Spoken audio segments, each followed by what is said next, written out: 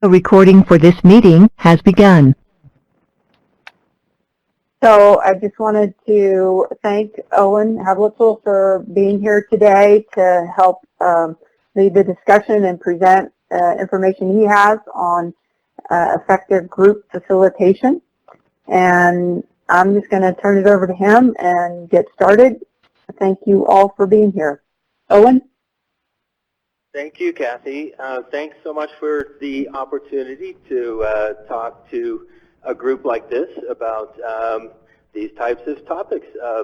Well, it's one of my favorite things. So thanks everybody also who has joined in on this call. And as we go through, I'll have some different questions and hope to get some of your ideas and contributions or experiences that you've had in these kinds of situations. And we will, I suppose, get started here. As Kathy mentioned, we're talking about sort of group participation, participatory group process. There's several different ones that I've had time to be able to learn and practice and work with different groups on and hopefully learn a few lessons along the way. And what I've tried to do here is bring up ones that I've used within the overall holistic management framework or processes that would apply to different phases of working with groups that are using holistic management.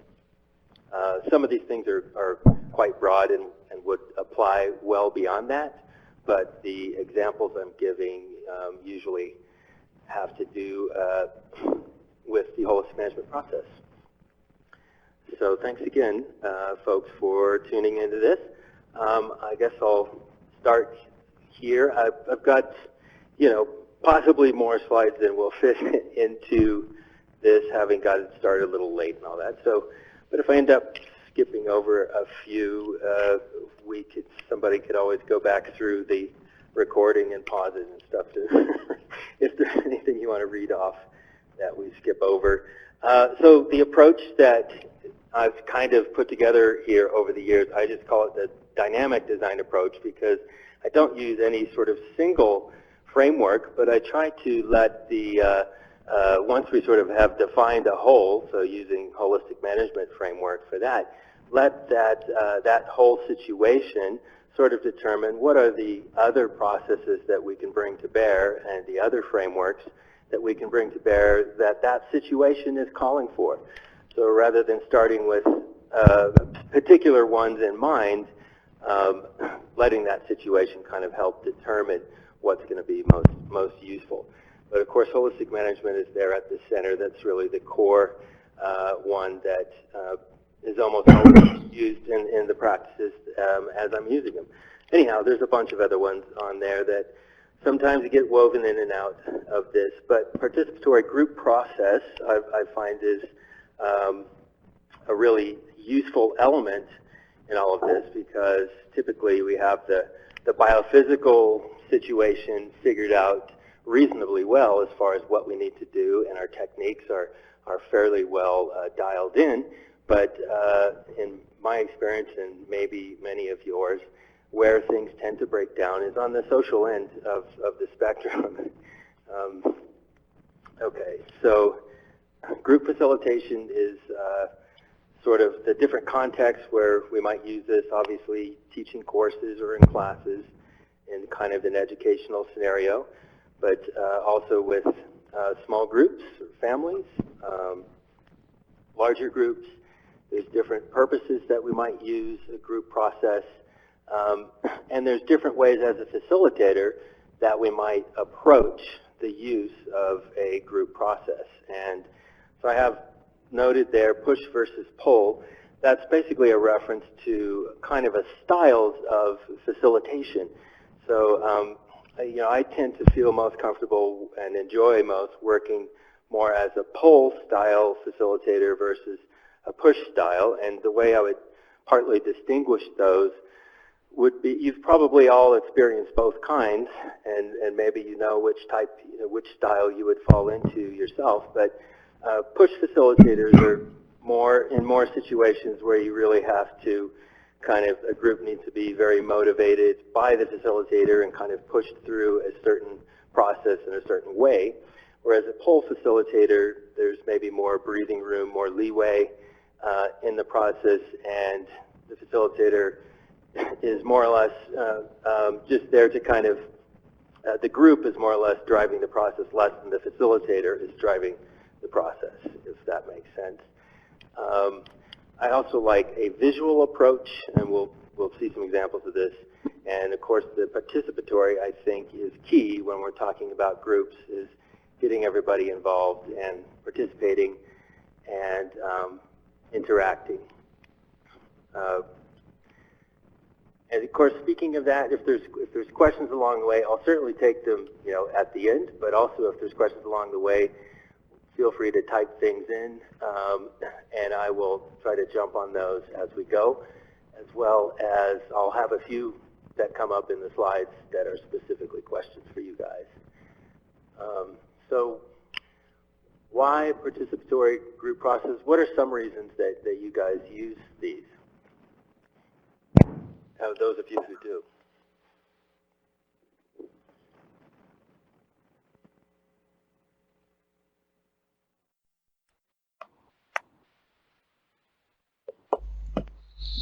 I guess one of the things, this is Kelly Sidoric, I can't see the screen, so I'm just joined via the phone, but, you know, when we talk in holistic management, that the participants are really the best experts on their own operations, not us. And so there's a piece of the facilitation when we need to get them to participate and share their knowledge and ideas.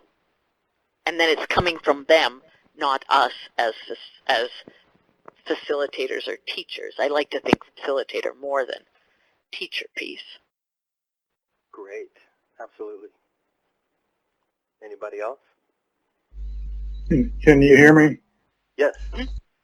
This is Don Nelson. One thing is, you also want to get some ownership of the group, of the process, so they feel like they're not an outsider, but they're a vital part of what's going on. Fantastic. Who else? John King here. Can you hear me? Yes. Yeah, one of the reasons that I use these participatory approaches is to get the farmers engaged very early on in the piece, because one of the things I find is that if I do more talking at the beginning rather than them doing the talking, then I spend the whole day talking. So it's a way of getting them engaged and sharing their ideas early on and being comfortable with their own voice in the room. Beautiful. Another thing I would say, another thing I would say is that having them involved and engaged not only with you as a facilitator, but with each other helps develop relationships and better communication and, you know, mutual support going forward. Also, this gives you an opportunity to establish some ground rules where people will be listened to with respect. Everybody's going to get a chance to speak. And so you got some creating a culture in the group that you're working with. Excellent. Excellent. All fantastic reasons. And to that, I'll just add, you know, there's many, of course, we could go on with all these reasons, but this idea, you may have heard the saying, in a million voices, truth speaks. And so having all those kind of additional perspectives on whatever the topic is, sort of a larger truth can sort of emerge out of that. And sort of one kind of very tangible proof of that, just a story about that, is the, I believe it was the U.S. Navy lost a submarine off the coast of Portugal. I believe it was in the 1960s. In any case, they gathered a large number of expert scientists and people who understood ocean currents and sort of underwater dynamics and this sort of thing. And they all gave them all the information they had separately about where and how this submarine had disappeared. And they took their collective estimates on where the submarine might lie. Of course, individually, these estimates were all over the map, but the average of those estimates, they were within 50 feet of this submarine. So in any case, there's just an example of that idea. So the next question is basically who cares, but what does that apply? What that applies to, what I'm getting at with that question is when we come to when we're going to go through a participatory group process, and whatever situation we're in, and we're thinking about designing that process, one question we want to ask at the beginning, because part of that is determining who needs to actually be there for that process, who needs to be in the room when we go through with this. And so one simple question to ask about that is, who cares? And who are the people that care about the particular reason we're gathering, or the particular situation that is calling for this gathering? Who are those people? So that's just a very simple way to think about who needs to be in that room, in that process. One other, also simple but slightly more detailed way to think about that is this idea of RN. Who are in this process? And so we break that down this way. The RN standing for, who has the authority that we need in this situation, who have the resources that we need, who has the experience, who has the information, and what are the needs, who has the knowledge and the know-how. So just kind of a shorthand way to remember that, who are in or needs to be in this situation at the beginning of a process when you're sort of designing it or working with the people who have called you into that situation to facilitate it, working with them to think through who needs to be there, how do we get the whole system in the room. So those are a couple of quick ways, and here's just throwing the visual element into it. This is one, working with Post-it notes is, of course, a fun way to get an interactive process going, get people moving up and down in the room. And in this example, I've just used tape to sort of mark off these different categories and then put up signs, and so everybody in the room can put up, write down on these Post-it notes what their idea is about. So you could, for example, do this for an RN. You have who has the authority in this situation. Everybody writes down their ideas and goes and puts them up on a Post-it note. And you end up with a nice kind of visual documentation on the wall, and at the same time you get, motion happening in the room, which is much more fun with groups usually than just kind of sitting there. So what's the main kind of things I want to go through with the rest of this are these four participatory group processes, and some of them come from what's called technology of participation, some of them from appreciative inquiry, some from a framework called VICES, and some from the 3 Horizons. So these are different group facilitation processes or tools that I've found useful, and I'll just kind of talk about each of them a little bit. The last one I didn't mark there would be open space technology, but we'll go through them each here. Has anybody heard of this top facilitation methods or taken the sort of training on that, facilitator training?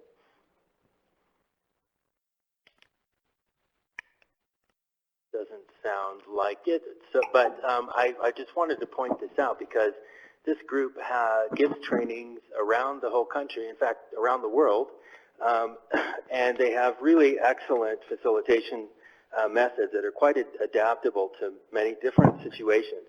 So for those of you who are interested in getting more facilitation training, I would recommend you look into this through the Institute of Cultural Affairs there. It's called top facilitation methods, and the top standing for technology of participation. And so I want to ask some more questions now. The first one being, what type of group processes have you been involved in before?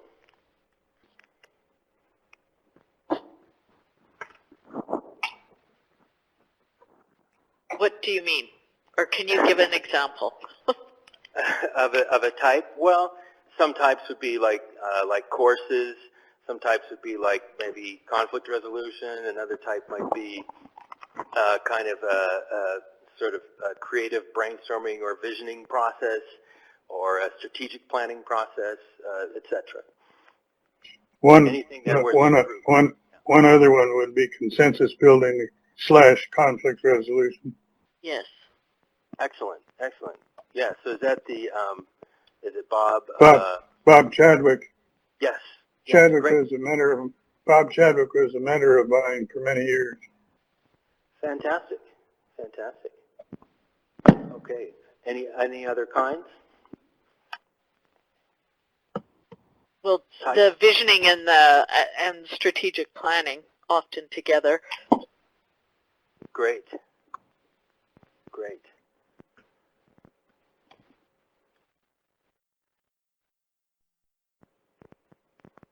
Who else?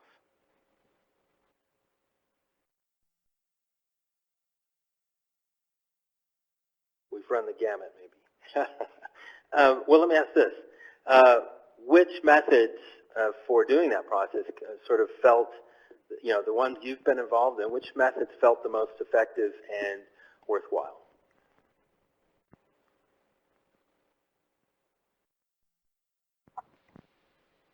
This is Don Nelson. I definitely believe that the consensus and conflict resolution integrated with the holistic management decision-making framework is powerful. One of the things that I tried to do with the groups that I worked with was to build capacity in the people I was working with over time. And sometimes they'd say, this process takes too long. And I could tell them, I said, the process is not the time we spend on the process is not the problem. The problem is the problem. And another underlying premise that I worked from was that people can't do what they don't know how to do. So if you can teach them some new ways of approaching old problems, it oftentimes yields some pretty powerful results. Absolutely right. And that's such an important thing, right, is taking the time that it does take to do it, because you're right. We often come up against a clientele who want to shorten the time as much as possible, and so yeah, that's a good answer to that, Don. And or you can bring up, that probably you wouldn't ask your heart surgeon to shorten the surgery, right? Yeah, right. Or the follow-up. Or the follow-up. Could you? I know it's supposed to be a 6-hour surgery, but could you just dial that down to maybe 2 hours? Yeah, right. Anybody else that had experiences of effective and worthwhile methods? Yeah, this is Richard. I would just add to what Don said, that consensus building is extraordinarily powerful and effective to involve and engage people in the process so that they feel fully connected. Fantastic. Fantastic. All right. Well, okay, then, whoops, I went two ahead here. Here we go.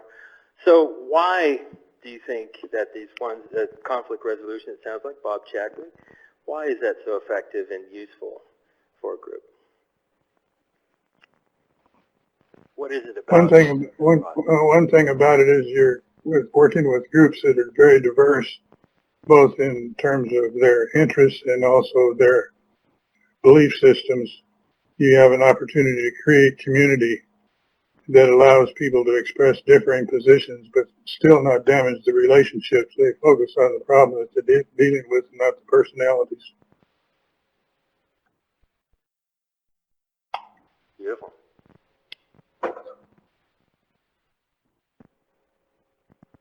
Anyone else have a comment on that?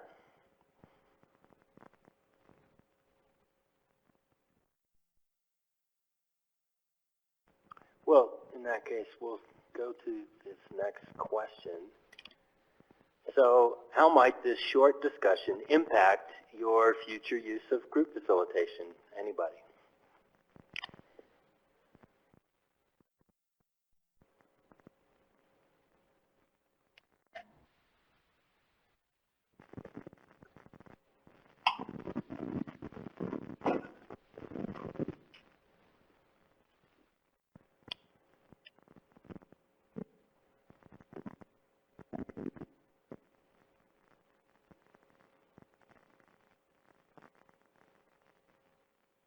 One thing about the easy problems, a lot of those have been solved. More complex ones are the ones that are going to require some ongoing facilitation and, again, capacity building and relationship building communities.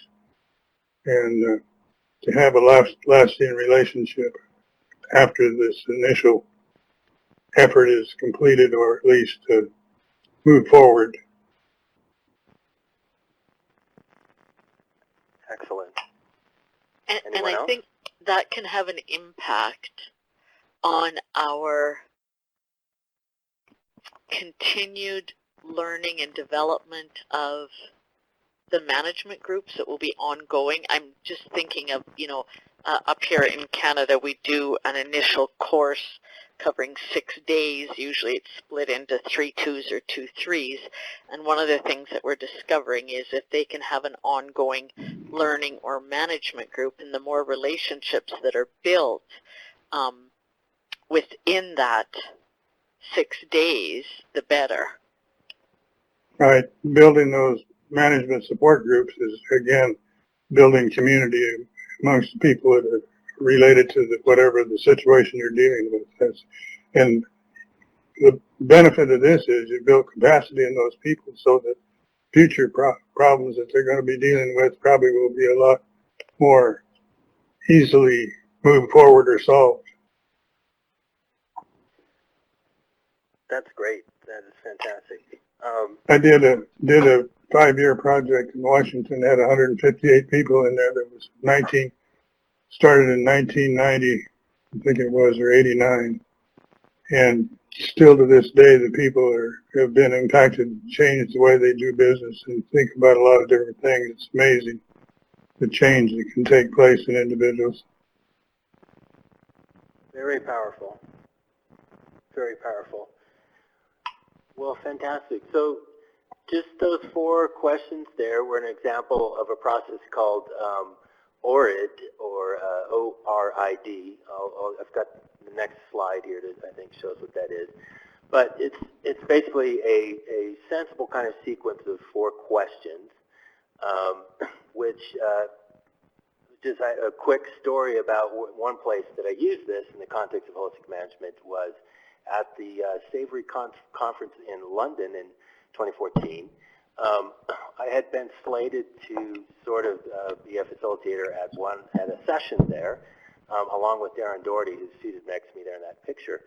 And just with the logistics of international travel and everything else and jet lag, we had not gotten to sit down and decide what we were going to do in this session until about 20 minutes before the session was supposed to start. And we were scratching our heads for a moment, and then I just remembered this ORID technique, and I pulled that out, and we ended up using that to create a discussion around the ecosystem processes. So it's something that can be used kind of on the fly very rapidly and still generate a really useful group discussion. So here's the kind of how that breaks down. It's also called focused conversation, and this is one of the technologies of participation that you learn if you take the facilitation training from the top facilitation methods folks. And again, they have them all over the country and the world, so it's easy to find a training. But the ORID stands for objective, reflective, interpretive, and decisional.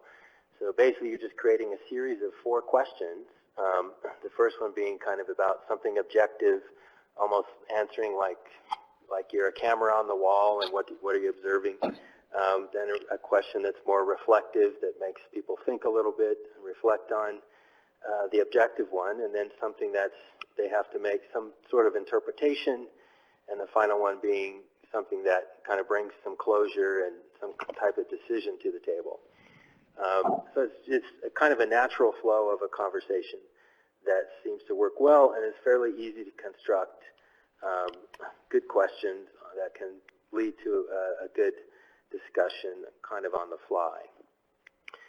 So that's technology of participation, again, focused conversation method.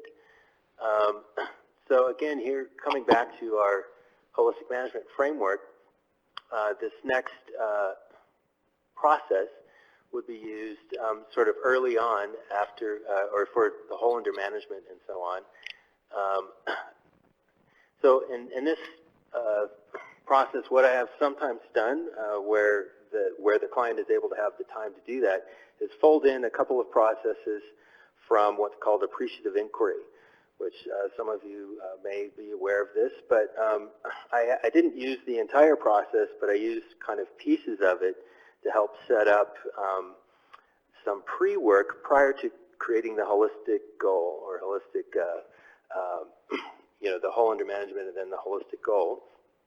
So this is called positive core discovery and opportunity mapping. So what we did in this case was we gathered a large group of people. We asked those questions: who cares and are in. And so the clients at this ranch brought in friends and family and neighbors and other consultants and kind of their local agency people and anybody who they could get to sort of show up who had some kind of connection to their land. And we went through this process of positive core discovery and opportunity mapping, which I had sort of stolen from appreciative inquiry. Now, in the process, this picture just shows during the positive core discovery, one of the things we do is kind of go around and get personal stories from people about their connection to that piece of land. And this is done sort of prior to creating the holistic goal with a smaller group of decision makers, in a way to sort of open up the perspectives for those core decision makers on all of these different people and their connection to that land, and it helps them realize things they didn't know about the land and how meaningful it is to the whole community. So while people were telling their stories, what this picture is here is just some attempts at drawing that I was doing, sort of on-the-fly graphic facilitation, which I'm definitely not a professional graphic facilitator, as you can see.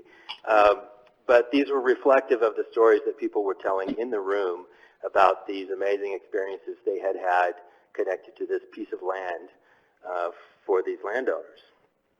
But just to show an example of an actual professional graphic facilitator and what that can look like and what that can add to a group process, where you can bring one of those in, and this is an example from that Savory conference that I mentioned in 2014, where you can bring that in, that can really add a lot to a participatory group process. So just kind of mentioning that as an aside. But here we are back at the process I was telling you this story about, and again, we're kind of using the visual as much as we can. I had drawn those pictures during the stories, and then had kind of a big landscape drawing up on the wall that was supposed to represent the land where we were working. And then all the different participants that had come for this event could then write on their sticky notes, what are the elements of what the positive core of this particular piece of land. And so here's an example of what somebody put up on this board. So you get an idea of all the different elements.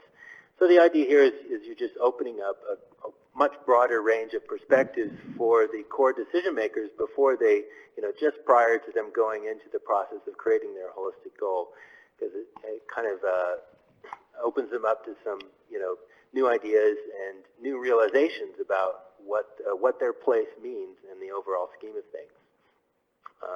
So we call that the positive core, or the foundation for the future, that they can then sort of help them build their vision on these types of positive elements. We then, in the afternoon of that process, went on to do and we call an opportunity mapping. And in this case, it's just kind of a brainstorming session and a fishbone diagram there that we've drawn on the wall.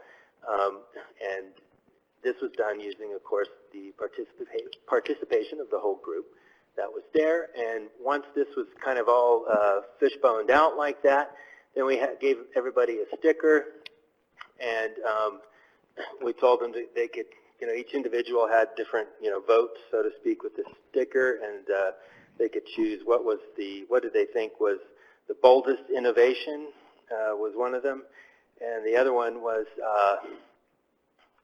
see, I had it on my notes here, but my notes are not in front of me. What was the other one? It was maybe I think it was the easiest thing to kind of, next step. One of the easiest next steps that would be kind of an easy win, and the other one is what would be kind of the boldest innovation. So by the end of that, you have this whole poster with all these different opportunity ideas from all these different people who, a core group of 3 decision makers would have never thought of all these things on their own, of course, and then they get to see what people think are, the easiest wins and the boldest innovations. So that's a couple of ideas. And again, it gets people up and moving around the room and interacting and discussions going on all over the place. So it's very fun to do as well. Then leading it from the positive core and the opportunity mapping, we then went with the core decision makers, so to a much smaller group. This is just 3 folks in this case, down to define the minimum whole and then create their holistic goal over the following few days. And so here's just one visual way that I sometimes use for defining the whole under management. And of course, you've got the 3 main categories of your whole under management that all of you are familiar with. And so then again, using the sticky notes, so the visual and the interaction elements of it, which obviously I like to do. One at a time, I would put up these different cards. So when we're in the the land resources part, for example, of the whole under management, rather the social end of it is where I have the most of the separate cards. So I just put up one, okay, who are the family members? And then they would put up those sticky notes. Then, okay, who are the employees and their families? And we'd put up more sticky notes. Who are the professional people? So we slowly draw out, the entire, category of the social part of the whole under management, the people part. So anyhow, there's one example for doing that. Then following on that, there's a method, again, through technology of participation that they call the consensus workshop method, and it would be a different version than the Bob Chadwick. It's not so much around conflict resolution as around sort of these things you see listed there, capturing the best thinking and tapping into different thought processes, integrating diverse ideas, and so on. So giving everybody a voice and developing that consensus. So this is something else you would learn. Anyone who takes the introductory technology of participation course would learn this particular process. But I find it useful for generating a quality of life statement that, of course, we build on that for the forms of production and the rest of the holistic goal. And so you see that the question up at the top is, what are the values we live as this particular ranch, and what is the quality of life we choose? So we go through this whole consensus process, and that gets boiled down into these 9 different categories on that wall that then get boiled down into specific statements. So that method I find really useful for that part of the holistic goal. Here's a different time, a different group that we did it with, and here I had developed my technique a little bit more. So you see that sort of tan green piece of fabric that's taped up there. That's a sticky wall, which is basically you just can take a piece of kind of ripped nylon fabric and you spray it down with some of that tacky 3M or other brand kind of sticky stuff, and then pieces of paper, just regular piece of paper, will easily peel on and off of that thing. You can move them around and shift things around. It becomes a useful kind of tool as a facilitator. some of you may have used this already. But in any case, you can see how we've developed quality of life over there on the left using that consensus process, and then from there, starting to generate the forms of production that go with each of those statements and the rest of the goal. So this picture is just in there to remind us that images can really guide behavior, and so they become important. So, sometimes I've used the process where we'll have the core decision makers go through stacks of magazines and find the different images that represent their quality of life. That can then, go somewhere up on a wall, because a lot of times people will post a holistic goal on their wall to be read and so on, which is great. But this is something that could accompany that to just remind people of, in a visual way, what their quality of life is all about.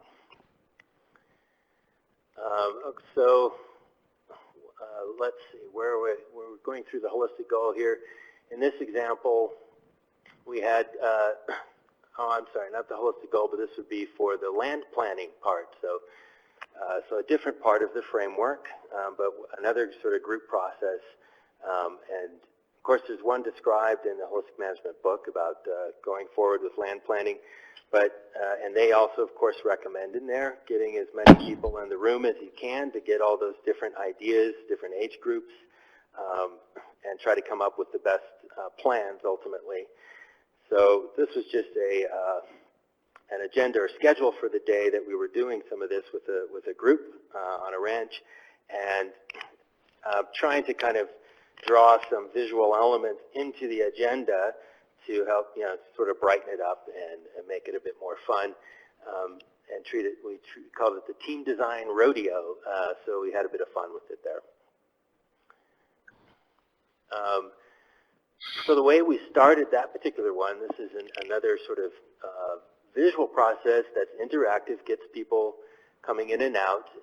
You'll notice what we have here is the history of this ranch on a timeline. So I've just drawn a timeline on a large poster, and we hear basically when everybody came into the room at the beginning of the day, had a lot of different pictures from National Geographics and so on the table, because not everybody knew each other in the room, though many did. And each person got to select a picture that spoke to them, and this is one of those icebreakers, a way for people to, at the first of the day, everyone has a picture, and they get to describe their picture, why they picked their picture, and introduce themselves, and so on. Then we kind of flowed that into this timeline idea as a way of getting everybody in the room who didn't necessarily know each other to sort of plug themselves into this timeline. Where do they fit in the story of this ranch? So we had the core decision makers first tell their story of the ranch along this timeline, which I sort of drew on there and tried to do some graphic facilitation for that, and then had everybody in the room go and pin their picture up on the timeline and tell their story of how they got involved in that ranch, partly as a way to just connect that whole group to itself that was then going to go on to do this land planning process together.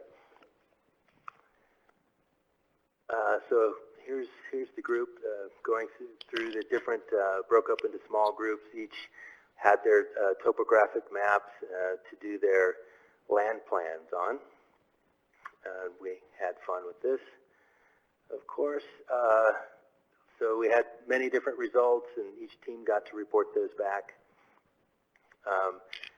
I'm going a little bit fast here because I don't want to get too far behind on, there's just about 20 minutes left or something. So again, with the technologies of participation, a further stage beyond the land planning and all that, let's say you're at the part of the framework where you've done your land planning, and now you want to go into sort of a strategic planning process. How are we going to implement this land plan over the next 3 to 5 years or something like that? So the technologies of participation have also developed a very strong participatory group process to do strategic planning. I won't dwell a lot on that there, but just to make you aware of it. And again, it uses a lot of kind of interaction and sticky boards and visual things on the wall to get the whole group kind of focused and all the voices heard. So you end up at the end of that process having kind of several main strategic pathways, for how you're going to implement your plan over the next several years. You end up with more confidence, focus, commitment, and you can even dial it down into more detailed action planning, where you get this sort of more measurable accomplishments and the really detailed actions, budgets, and that sort of a thing. So there's a lot there. Okay, this process, I'll breeze through this relatively quickly. I want to spend a little more time on the ones that follow. But this is just called the VICES framework, or the VICES Accelerator, standing for Vision, Indicator Systems, Innovation, and Strategy. And there's several tools that go along with that. This is something that I sort of got licensed to do. I think it has a little more application in more organizational contexts or business contexts, where you have a business or an NGO or an organization that's really focused on sustainability. And it's a way to sort of do something like, much like holistic management, or you could certainly integrate holistic management with it if they are already doing that or open to doing that. But it's another process that's participatory that ends up with similar outcomes. So like I say, I won't spend too much time here because I want to get to the rest of these in the time we have. But the basic process here: share information about the issue, think about the causes, brainstorm ideas to address and improve the issue, make a plan, and sort of make a commitment at the end. And this is sort of called pyramid. So that's why there's a picture of the pyramid there. So as a participatory group, I keep stumbling on that word,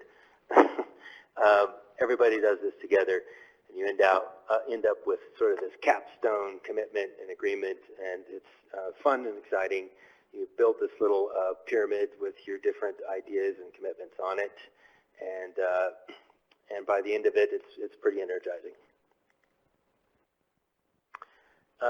Okay, so now I want to look at this 3 horizons framework, and what you see up there is kind of just a visual representation of these 3 different horizons. This is a process you might use in a situation where you have a group that is working to transform a system that they're operating within, and they want to look out at a timeline pretty far into the future, at something, at a vision sort of at the end, and looking at ways to kind of get there in the meantime. And one example where I've used this, well, before I talk about that, let me say what you're looking at there with this chart with these lines is sort of time is across the bottom horizon there, or the bottom line is time moving forward, and then the vertical line at the side is sort of the prevalence of the topic in question, or the prevalence of the system in question. So let's say, for example, your horizon 1, the red line in this picture, was kind of the current industrial monoculture or annual-based food system, and your green line at the bottom, by the time you get far out into the future, you want to see that much more prevalent, and the sort of the more annual-based agriculture less prevalent. So the future would be more, our sort of landscape, perennial-based, regenerative agricultures, let's say. So then the horizon 2 in the middle line, those are sort of the transitional things that need to happen and be prevalent, to move us towards in the direction of that further one. So what this does, it's a simple kind of visual way to have a whole group discussion that's quite intuitive about a process of transformation like that. So one place I used this was I was doing some work in Australia, and this is a picture of outside one of the most sort of fancy Italian restaurants in Melbourne, Australia, where the owner was hosting a group who was talking about sort of a farmers defense fund, similar to the one that's here in the U.S. that Joel Salatin, I believe, is involved in. Some of you may be aware of. Well, they don't have this kind of farmer legal defense set up in Australia, so this was a large group getting together to talk about how could we make something like that happen in Australia. And part of the inspiration, of course, was Joel Salatin. He was in the country at the time doing some courses, and that's Joel at the end of the table there. He came into this group.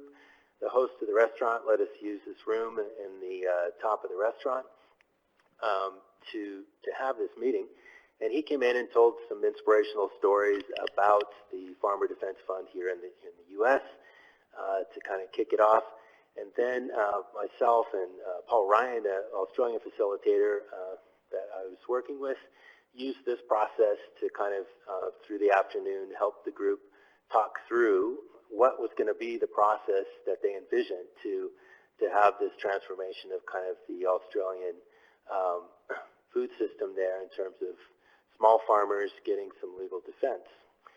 So the Horizon 1 just shows, these are kind of what's written there, the kind of things going on in the current day that are not necessarily what people want to see, but that's what's prevalent now. Then the Horizon 3 here was, what do they want to see? You know, farmers as price makers, reward for good food production practice, health breaks, vibrant communities, etc. And that was kind of what they were envisioning as their Horizon 3. And then we've worked on the Horizon 2. Well, what are the things we can do to take us from Horizon 1 to Horizon 3? And so you can see some of those listed there, what this group came up with. So it's quite a simple process, but it's visual, it's interactive, it's participatory, and it's quite intuitive for the group. Everybody can pretty much understand quickly, you know, that whole framework of the 3 different horizons and how they interact together to lead towards that ultimate vision. You could also do this, let's say, with Post-it notes. We didn't do it in that case, but here would just be an example of where you could do this type of thing with Post-it notes. So again, bringing back in that lots of movement in the room and more side discussions and participation going on, more hubbub and hullabaloo and fun. Okay, so the last one I want to talk about is called open space technology. And so this is a process, a participatory group process again, that can work for anywhere from 5 to 1,000 people or more, even with only one facilitator. You might need a couple of assistants or something in some cases, but when you get really large numbers. But it's really good in these particular situations where the issues are complex and there just is not a clear answer to what's going on in the situation. It works really well where there's a large diversity of people, and so many different kinds of perspectives coming to the table. And it can even work in high conflict situations. I mean, it's been used in some of the Israeli-Palestinian conflict and different war zone type situations to some good effect. And it works where there is urgency. You know, there's kind of a decision that has to come to a head very soon. And so those are the types of conditions you might consider using a process like this in. So there are, in open space technology, there are 4 principles and 1 law, and we'll sort of go through what those are so you get a sense of it. And the principles are, whoever comes are the right people. So these are all just kind of common sense things, but this is how it's articulated in open space technology. Whatever happens is the only thing that could happen. Whenever it starts is the right time. And when it's over, it's over. So these principles pertain to basically small group discussions that will happen in this process, sort of as you see. So these are the kind of things that just give people, like I say, they're just sort of common sense, but they give people kind of permission to kind of relax into the process and, you know, not be, like if somebody holds a session and nobody shows up, well, whoever comes are the right people. And if, or nobody shows up till half an hour after the session was supposed to start, well, whenever it starts is the right time. And if your topic is solving world peace and you finish it in 5 minutes instead of the hour allotted, well, when it's over, it's over. So then the one law is called the law of 2 feet, or the law of mobility. Perhaps not everybody has 2 feet. So, but in any case, what's the essence of that idea is that it's a call to full engagement of all participants. It's a call for everybody to sort of bring their fullest self to the process and to be able to give that fullest self to the process. And so what that means is, if anywhere, it's your responsibility as a participant, in essence, to whatever's happening during the day, to be fully engaged. And if you don't feel fully engaged, then you need to get mobile and go somewhere where you do feel fully engaged.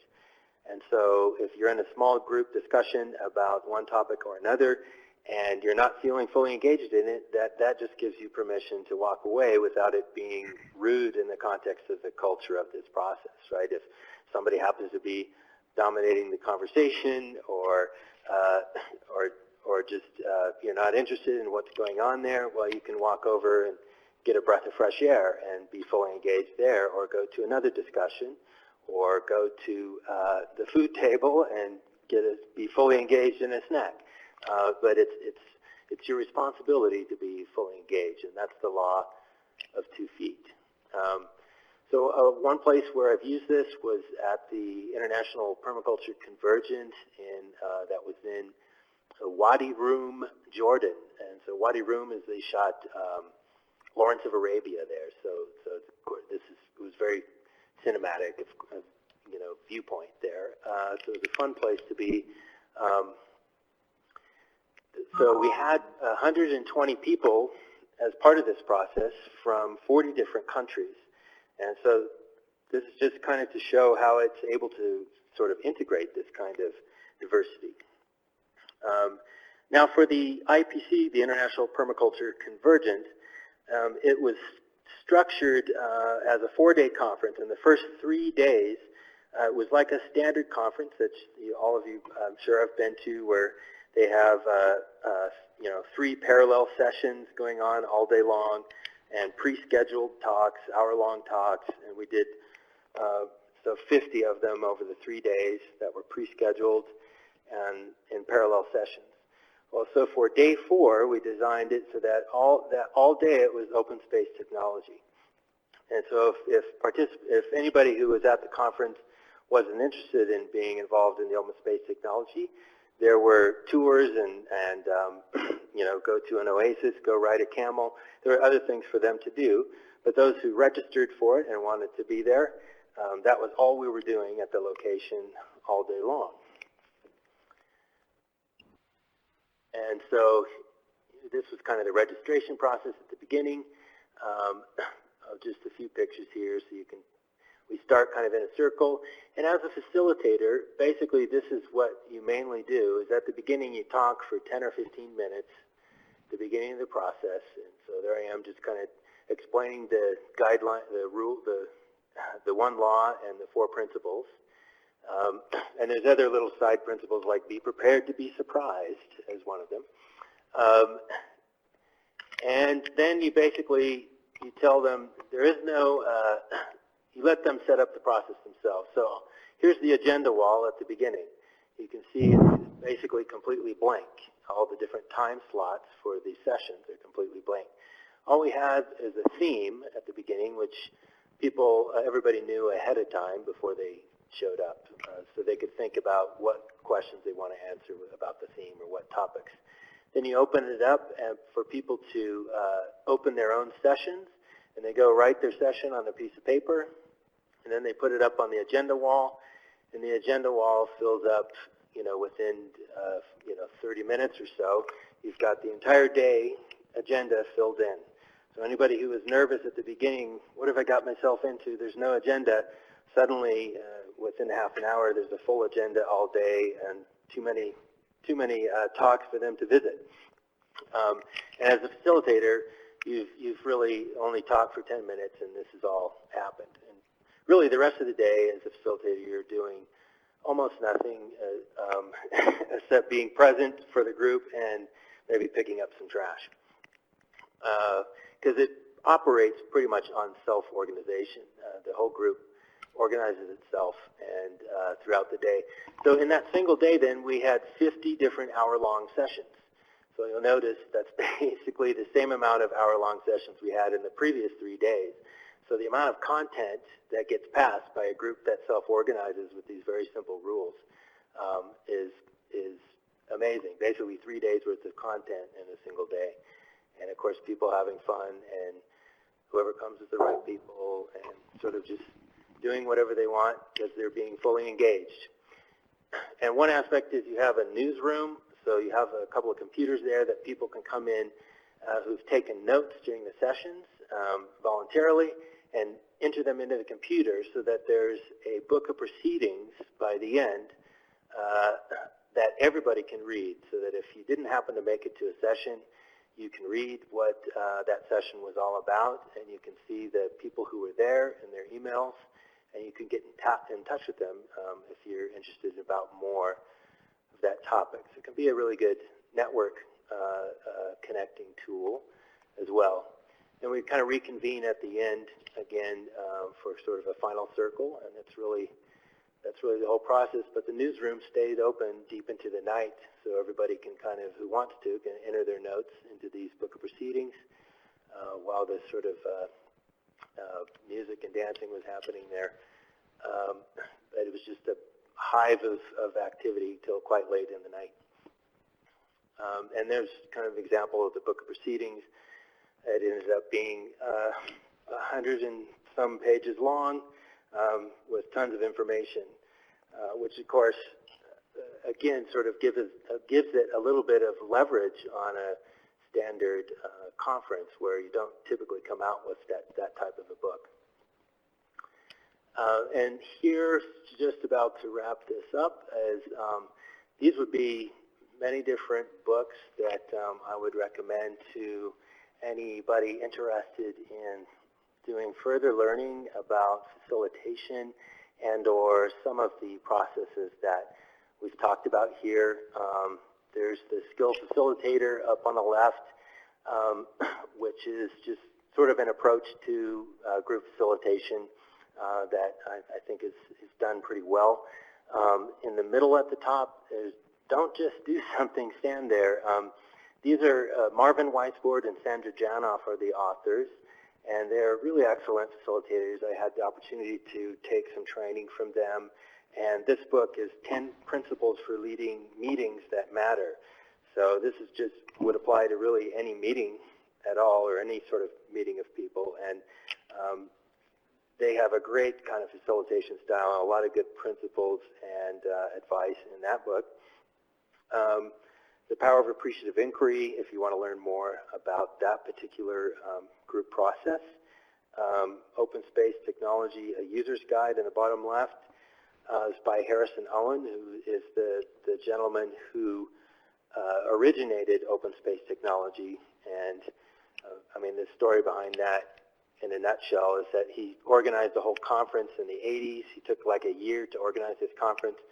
And they did the conference, and he felt like, you know, I had the most fun and learned the most during the coffee breaks. So how do I figure out a way to make a process that's just all coffee break all day? So that was his idea. Then in the bottom in the middle, visual meetings. So a lot of the different visual stuff that I've showed you that I try to incorporate in where I can. I've gotten many of those ideas out of that book. Sticky note stuff and idea mapping. So that's a really good book as well.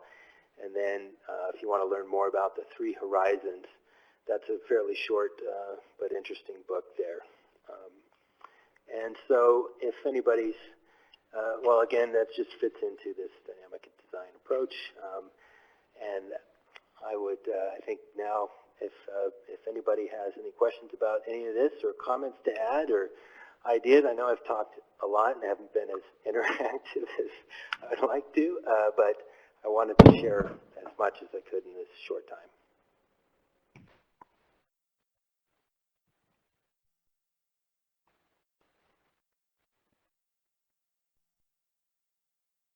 Okay, well, Owen, I just want to say thank you for sharing these ideas. I don't know if anyone has time. We're kind of at the end of the hour already, but if you still have time and people want to ask questions or do anything further, I'm happy to stay here and continue the recording. I know for me, I have just been given a whole list of things I want to explore further. And I really appreciate the input you've given. Fantastic. Yeah. Well, I have a question. Yeah, please. Okay, this is Preston. I was a little bit late coming in. Sorry about that. I guess it's open mic. Everybody's available to talk. Yes. The last one you discussed, open space technology, where you formed the agenda in class, were all those people, in other words, there was nobody knew they were going to be leading one of the sessions or anything? Nobody had any plans or notes or anything at the beginning? Well, All those sessions spontaneous? Well, and the leadership of the Go ahead. Well, yes and no. So that what they do know going into that process is they've consciously registered to do it. So they've signed up that they want to be there, and they know the topic or the theme of what the theme is going to be about. And so in their registration process, the theme is explained to them, and they're sort of told they can think about things they might want to that maybe they might want to lead a session or be part of a session, and what would they want to learn more about under that theme. So they have that much kind of pre-work, so to speak, but then when they're there on the day, it's just open to them to do it if they want to, or not do it if they don't, and that's pretty much it. Okay.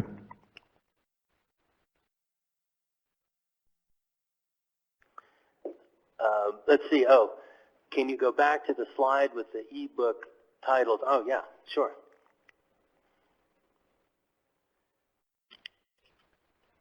And these would be regular books rather than, I mean, they might be in ebook form too. I'm not sure,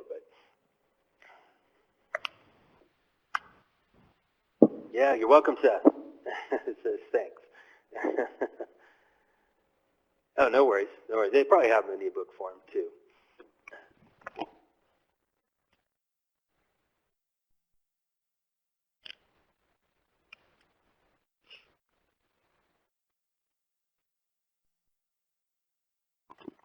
Okay, well, thank you all for being here and participating. I really appreciate the discussion and input from other people as well. And just again, a big thanks to Owen for sharing his knowledge and experience with us. I think it's given us all some things to think about how we can kind of up our game in terms of facilitating groups and making the learning process more effective. So until the next time, y'all take care, and thanks for being here. Thank you, everybody. Thank you, Owen and Kathy. Thank you. Thank you.